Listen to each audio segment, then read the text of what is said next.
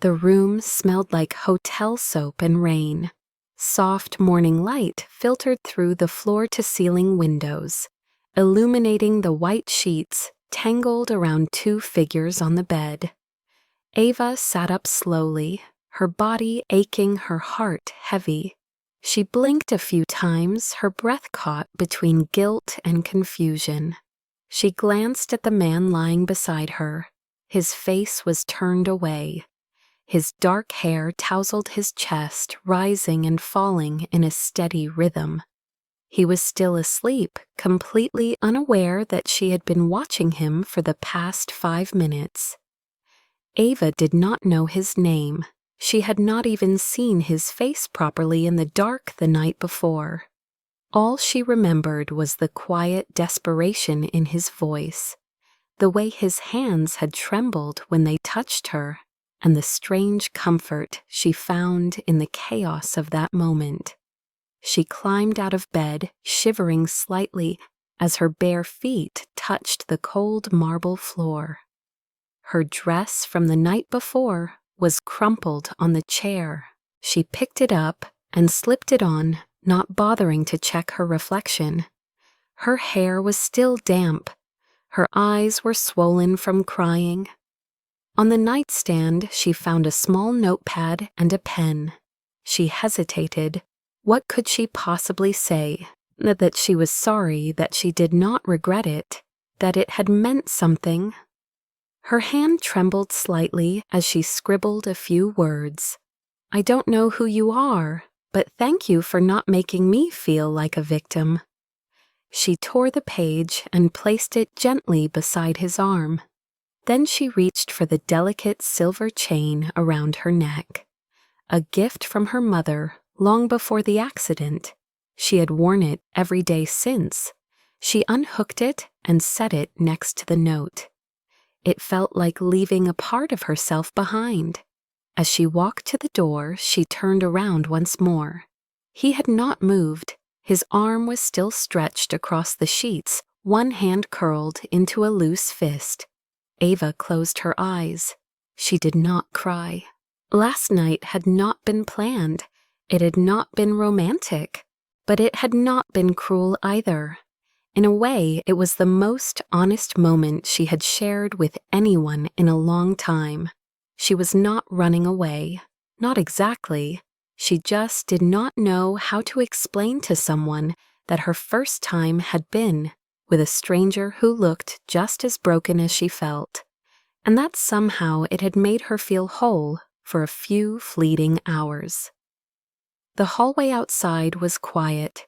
She walked quickly, her heels echoing against the polished floor, the elevator dings sounding distant and hollow.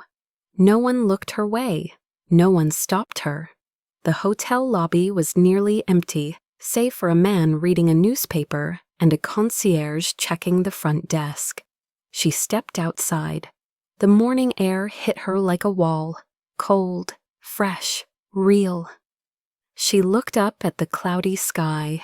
Her name was Ava Thompson. She was 19 years old, and last night she had chosen not to be destroyed by the people who tried to ruin her. She had chosen something else, something raw, something terrifying. She had chosen to take control. She walked into the crowd, her figure slowly swallowed by the city. Somewhere behind her in that hotel room, a man would soon wake up to an empty bed, a note, and a silver chain, and neither of them would ever be the same again. Ava Thompson had never felt like she belonged, not in the house where she lived, not in the school she attended, and certainly not in the life she was forced to survive. 19 years old, quiet, observant, a girl who designed better on paper than she could speak in real life. After her parents died in a car crash when she was 14, Ava had been sent to live with her Aunt Claire, her mother's older sister, in a 2-story townhouse in Brooklyn Heights. Claire was not cruel, not exactly, but she was cold. Her affection came in the form of silent expectations and subtle disapproval. To Claire, Ava was a responsibility she had not asked for, a quiet shadow lingering in her structured world of Pilates property management and wine tastings with her equally meticulous friends. Ava grew up in the spare bedroom, wore hand-me-downs from consignment shops, and learned early that the best way to stay safe was to stay invisible. She spent most of her time drawing in sketchbooks, dreaming of becoming an interior designer. She loved the idea of spaces, how colors and shapes could make people feel something. Her room was the only place where she could be entirely herself. She kept it simple but full of soft touches. A white curtain swaying in the breeze, a corkboard with clippings of designs, a stack of library books next to her bed. Her world was quiet, contained, fragile. And then came Lena Harper. Lena was everything Ava was not. Outgoing, magnetic, a social butterfly with parents who bought her a new car for every milestone. They met during Ava's first year at the New York School of Interior Design, where Claire had reluctantly allowed her to enroll, insisting she work part-time at a local coffee shop to cover her own expenses. Lena was in the same program, a few months older, louder, bolder, and impossible to ignore. At first, Lena had taken Ava under her wing. She gave her makeovers, took her to parties, posted pictures of them together like they were sisters. Ava, naive and starved for connection, trusted her completely.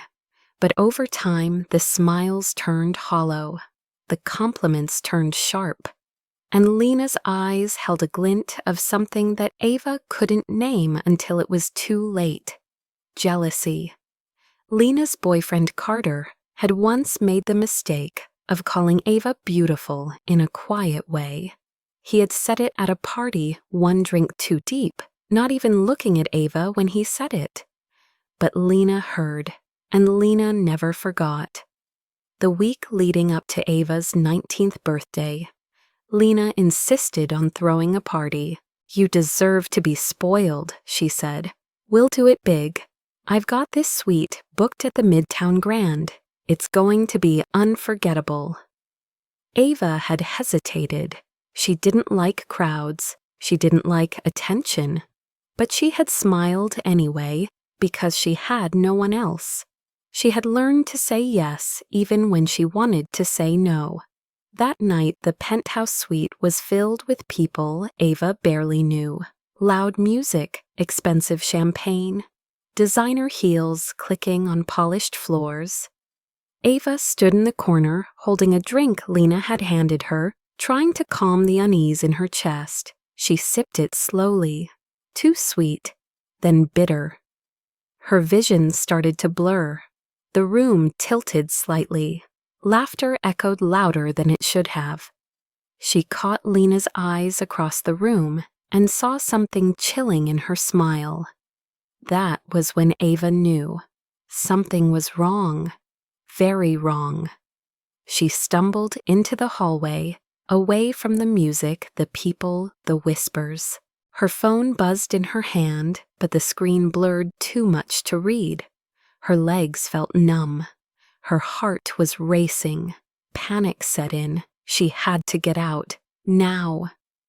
Down the hallway, she saw an elevator open. She moved toward it, but her balance betrayed her. And just as she reached the end of the hall, she crashed into someone.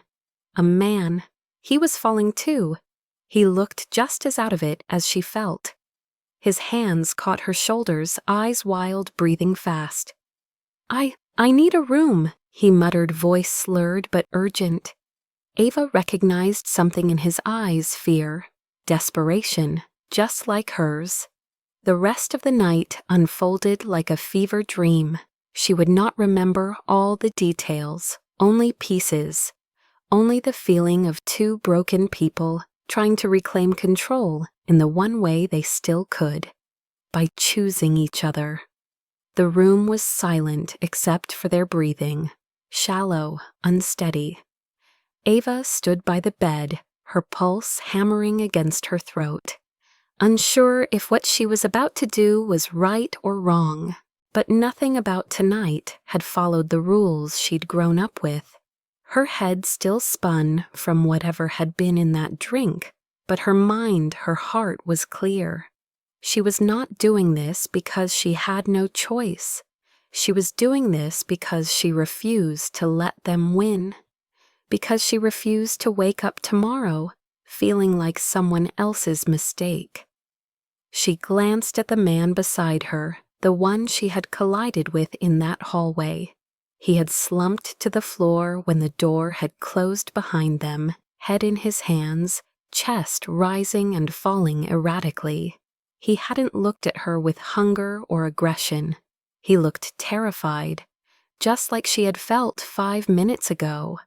"What happened to you?" she asked softly, kneeling in front of him. His eyes flicked up green and glassy. "Someone drugged me. I was at a party. I think they were trying to set me up." He sounded breathless, like speaking took effort. "I can't think straight. I just needed to get away." Ava nodded, understanding more than he knew. "You don't know who I am," he added, almost like a warning. "You don't know what I'm running from." "I don't care," she whispered. "I'm running too." That was all it took. That one moment of mutual collapse. She helped him to the bed. They didn't speak much after that. They didn't need to. She pulled off his jacket, unbuttoned his shirt, slowly watching the way. He stared at her like she was unreal. She had never been touched like that, never been seen like that. Not as someone weak or breakable, but someone he wanted to hold gently, just in case she might disappear. When his lips brushed hers, it wasn't hunger, it was apology. When his fingers trembled against her skin, it wasn't lust, it was fear. Ava had never planned to lose her virginity in a hotel room to a stranger whose name she didn't know. But in that moment, as their bodies tangled and melted into each other, it didn't feel like a mistake. It felt like taking back something the world had tried to steal from her. The sex wasn't perfect. It was messy and hesitant. But it was real, and it was theirs. They held each other afterward, their limbs still shaking, their hearts pounding in quiet sync. Neither spoke. Words would have made it too real. Words would have broken the spell. She fell asleep with her head on his chest, listening to the steady beat of a man who had been just as lost as she was. When she woke hours later, just before dawn, he was still asleep, peaceful, alive, and she knew it was time to go. That was how it started.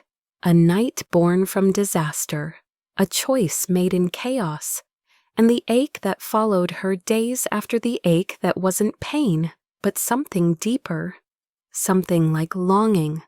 Back in Brooklyn, the world didn't pause for her. Her aunt barely noticed she hadn't come home until the afternoon.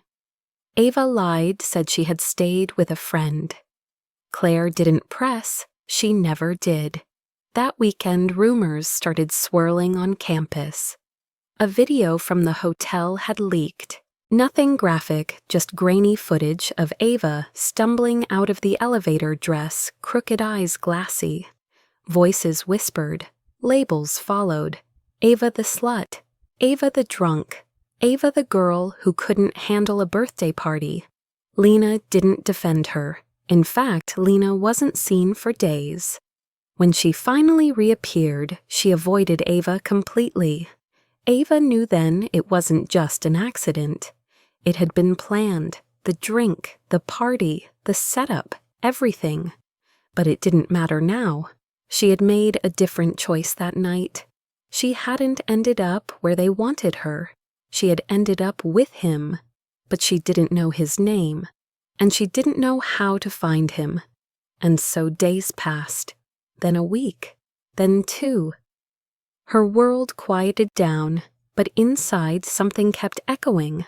That touch, that breath, that unspoken connection. What she didn't know was that he was looking for her, too.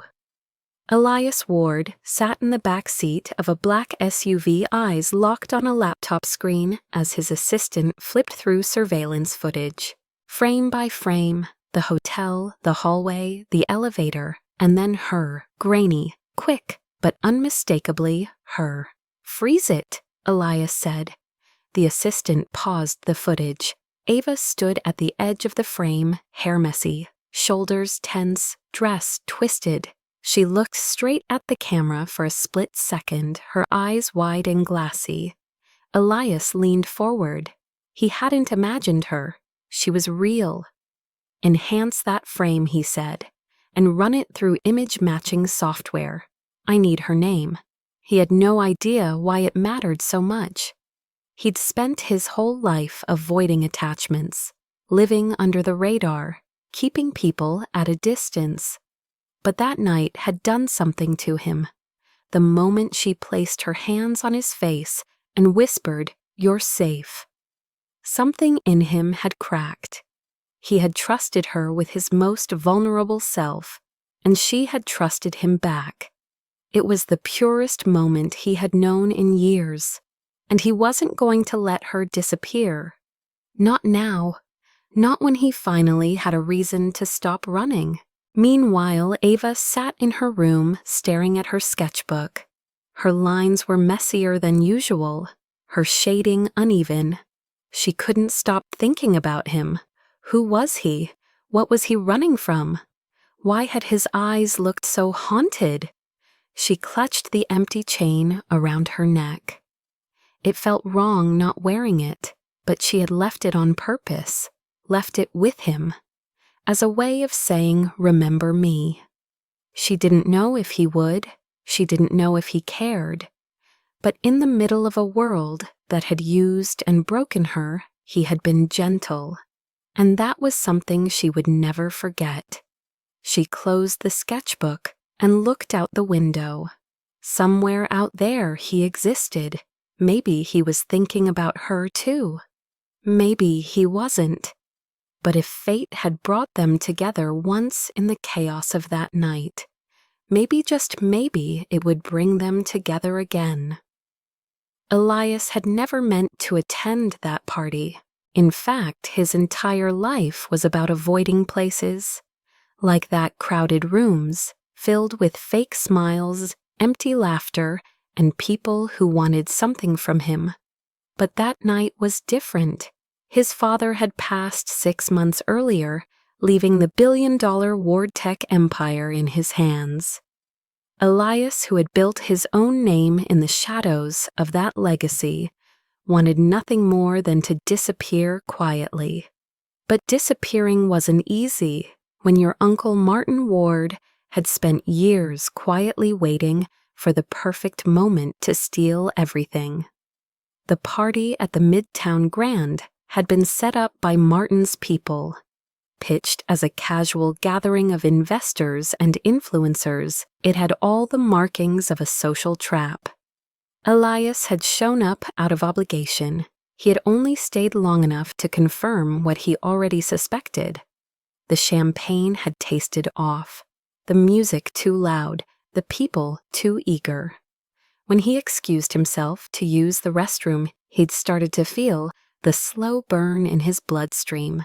His vision tilted. The hallway shimmered. He had been drugged, but not by accident. This was an orchestrated takedown. Martin wanted leverage, wanted a scandal, a video, anything to pressure Elias into signing over his rights to the board. Elias remembered pushing through the service corridor, hand on the wall heart pounding like a drum. He could barely see, barely breathe. And then he had collided with her. Ava, the girl who didn't ask his name. The girl who didn't ask questions. The girl who gave him something real in a night that was meant to ruin him. Now sitting in his Manhattan apartment with surveillance images spread across the table, Elias stared at the only clue he had left. Her face, blurry but unmistakable. He had finally learned her name, Ava Thompson, a second-year student at the New York School of Interior Design. No criminal record, no online presence outside of school projects, and a private social media account. He had gone deeper not out of obsession but desperation. He needed to know who she was, why she had saved him without asking for anything in return, why her face wouldn't leave his mind. Across town, Ava was dealing with her own unraveling. The whispers had died down, but the scars remained. She had been officially suspended from school pending investigation into her conduct at the party.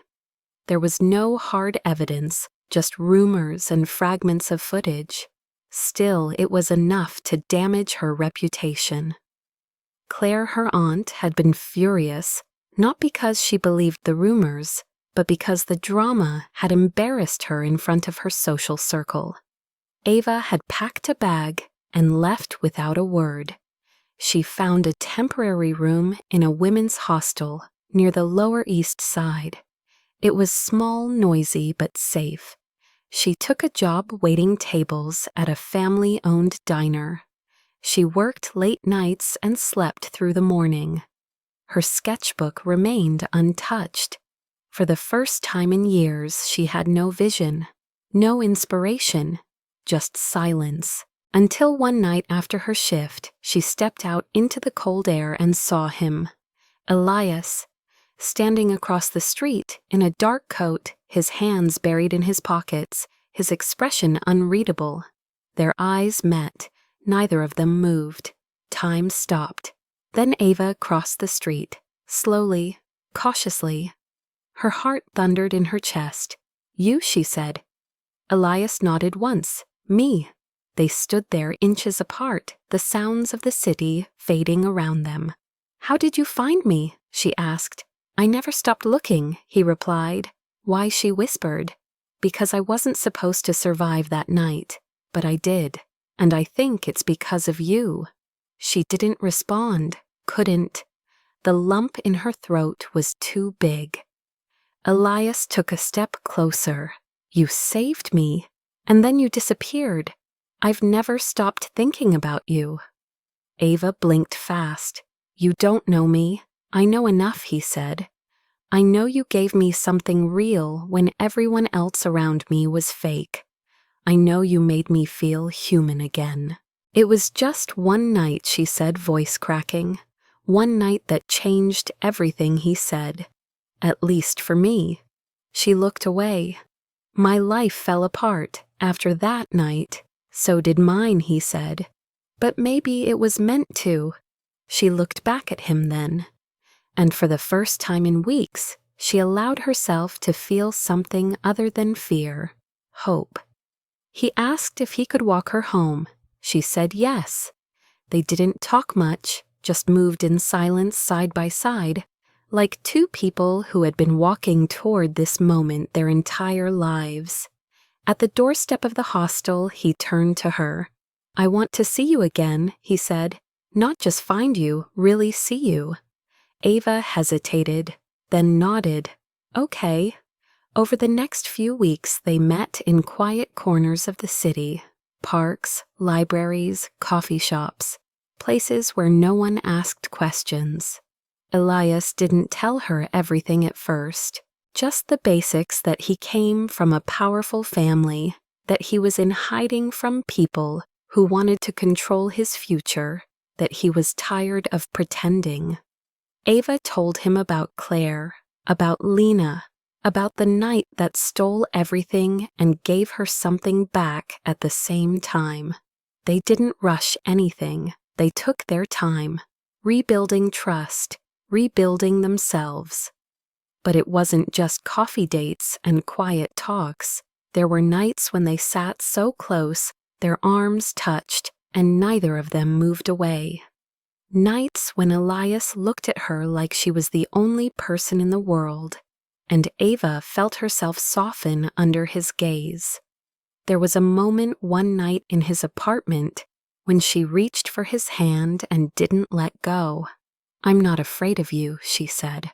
"I'm afraid of how safe you make me feel." Elias leaned in and kissed her forehead. "I'm afraid of what I'd become if I lost you." And just like that, something shifted. Something healed. And the truth they both had been running from began to rise, quiet, steady, unstoppable. The morning sun spilled through the windows of Elias's loft like it was trying to melt away the night before. Ava sat on the couch with a blanket wrapped around her legs, curled under her body, a steaming mug of tea in her hands.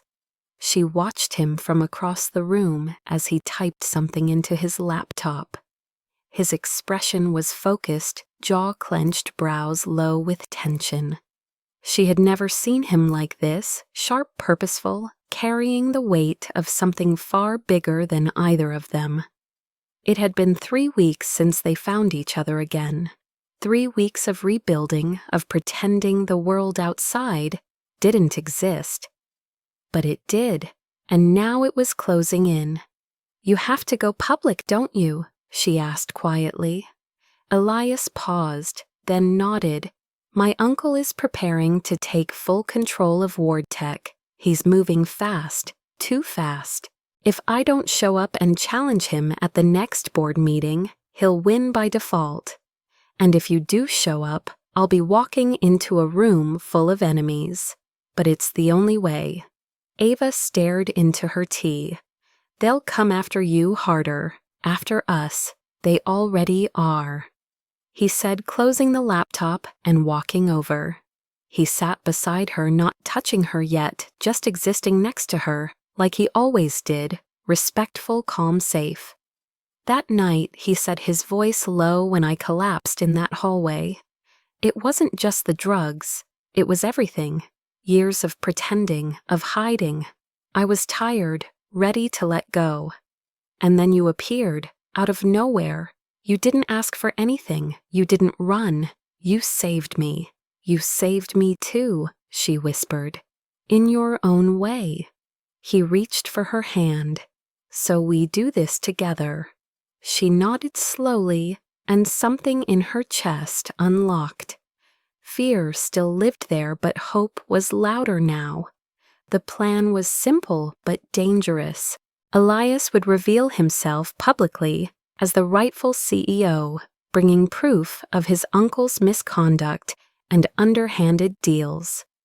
But to win the board's trust, he needed more than documents. He needed the truth.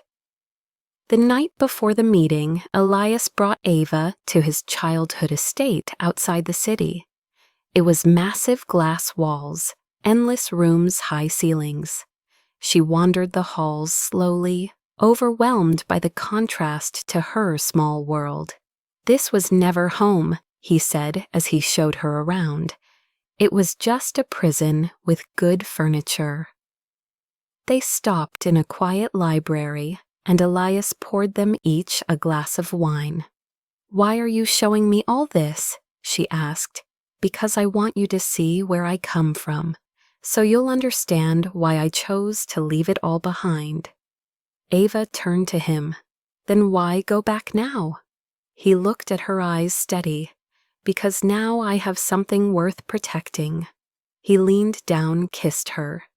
This time it wasn't about desperation or fear. It was about claiming something. Each kiss deepened, grew hungrier, but never rushed. Her fingers traced the line of his jaw, then his chest, then his waist. They moved as if the world outside didn't exist. Clothes dropped to the floor without ceremony. They made love in front of the fireplace, slow and intense, a quiet storm of connection and want. Ava had never felt so seen, so chosen, so entirely free. And Elias held her like she was the only thing grounding him to this life. Afterward, they lay tangled in each other's skin, warm breaths synchronized. Ava rested her head against his chest. "Whatever happens tomorrow," she said, "don't let them take who you are." "I won't," he promised. "Not again." The next morning they arrived at Ward Tech headquarters. The boardroom was full. Men and women in suits, eyes sharp, voices low. Elias entered first calm, dressed in black. Ava followed, head held high, standing beside him without apology. Murmurs echoed through the room. Martin Ward sat at the head of the table, lips twitching with a forced smile. "So the prodigal nephew returns," he said.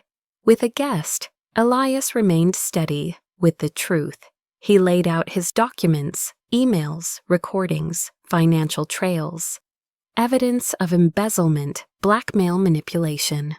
Then he did something no one expected. He told them everything.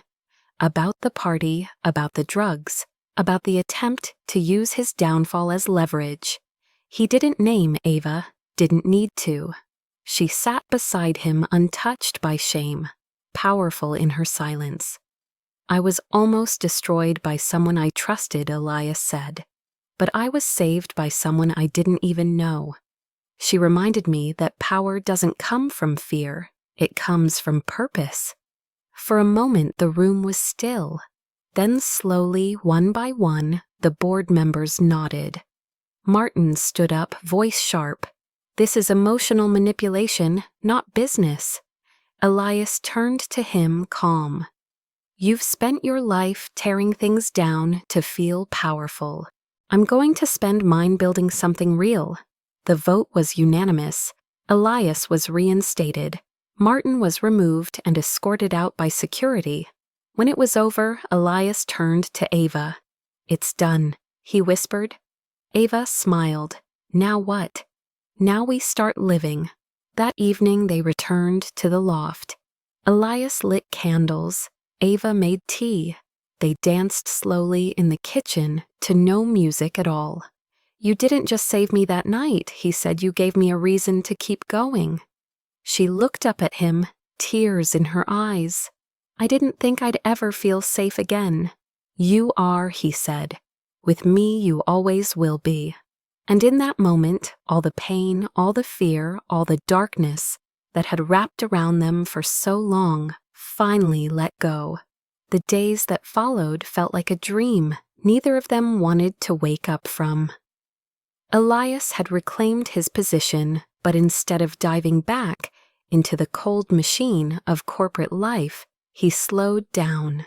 He spent mornings reading beside Ava, afternoons walking with her through parks and art galleries, and evenings talking late into the night, as if they were still trying to memorize each other's thoughts.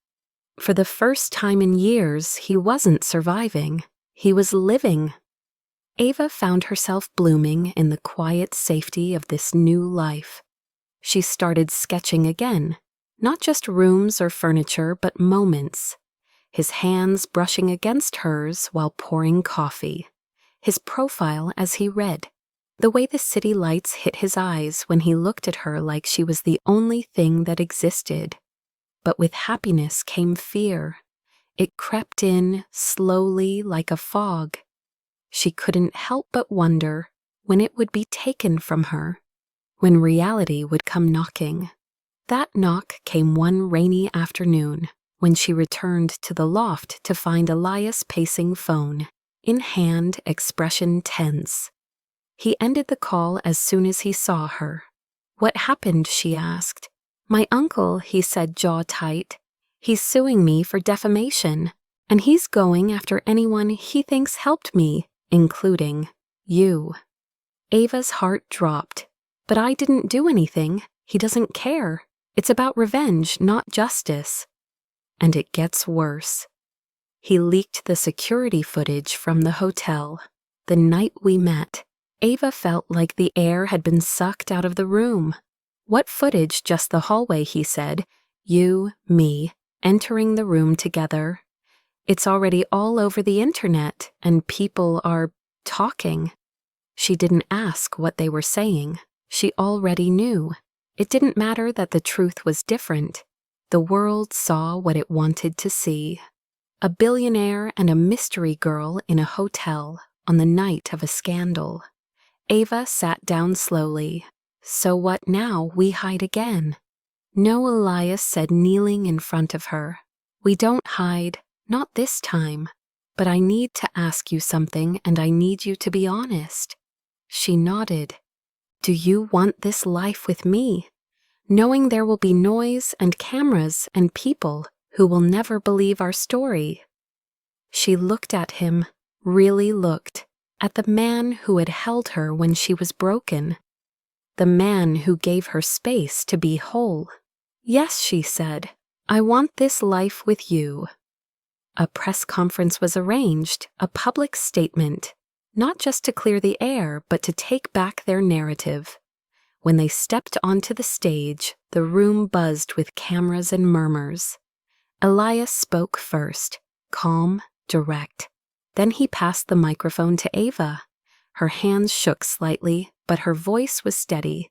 A few months ago, I was a student. I had a quiet life. I stayed out of the way. I thought that made me safe. But then someone I trusted tried to destroy me. I ended up in a hotel hallway, drugged and terrified. And I ran into him, a stranger, another person trying to survive. She paused. The room was silent. That night could have ruined both of us. But instead, it gave us something real. I didn't seduce him.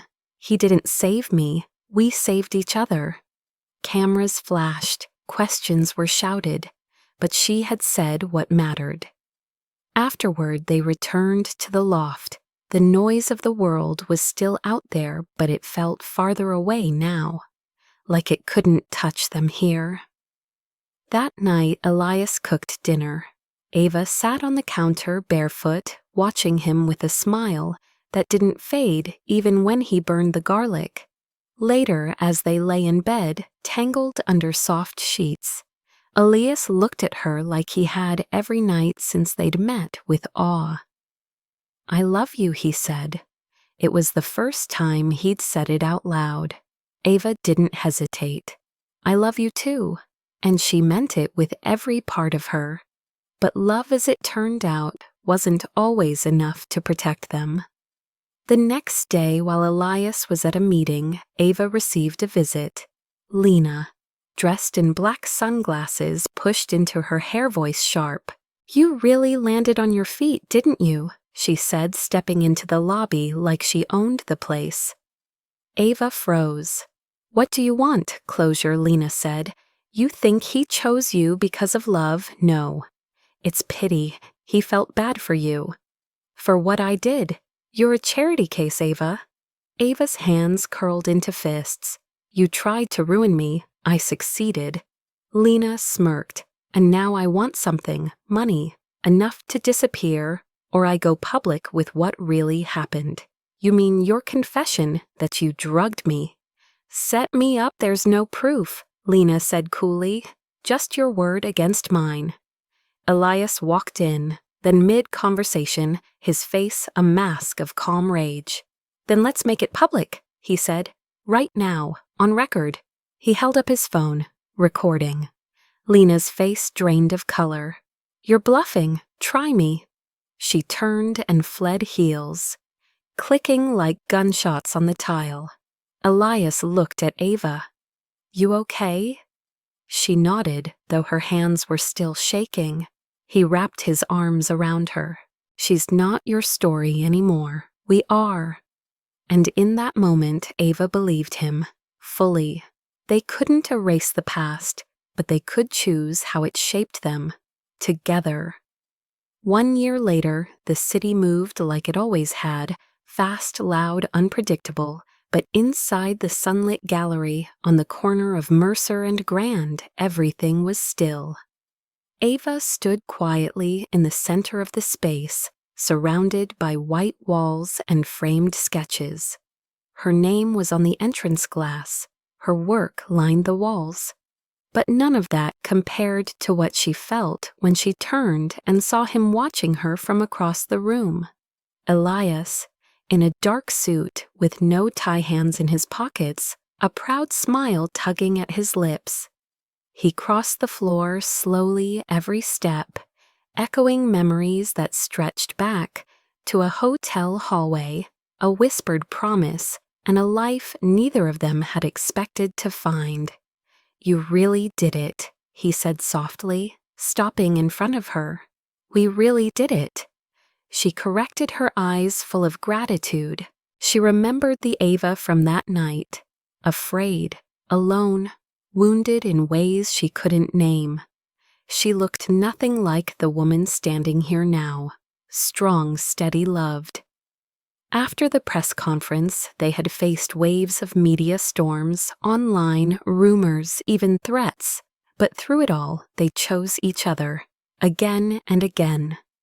Elias reinstated ethical leadership at WardTech, turning the company into a global example of responsibility and innovation. Ava, with his quiet encouragement and her own fierce drive, rebuilt her life from the ground up. She returned to school, graduated early, designed her own gallery, her own future. Now in the heart of the city that once tried to swallow her, she had made something beautiful, a life, a home, a legacy. Elias reached into his pocket and pulled out a small black box. Ava froze. He opened it slowly. Inside was a silver chain, her silver chain, the one she had left on the night everything changed. But now there was something new added to it, a ring. Simple, elegant, a small diamond set above the letters engraved on the back of the charm AT. He didn't kneel. He didn't need to. "You once gave this to a stranger," he said. "Now I want to give it back to the woman I love, not because I owe you, but because I choose you every day for the rest of our lives." Ava blinked fast, but the tears came anyway. She nodded, unable to speak. Elias stepped forward and gently fastened the chain around her neck. "Will you marry me?" he whispered. "Yes," she breathed. "Of course, yes." The room around them faded applause, rising softly from the guests who had watched it all. Friends, colleagues, people who believed in second chances.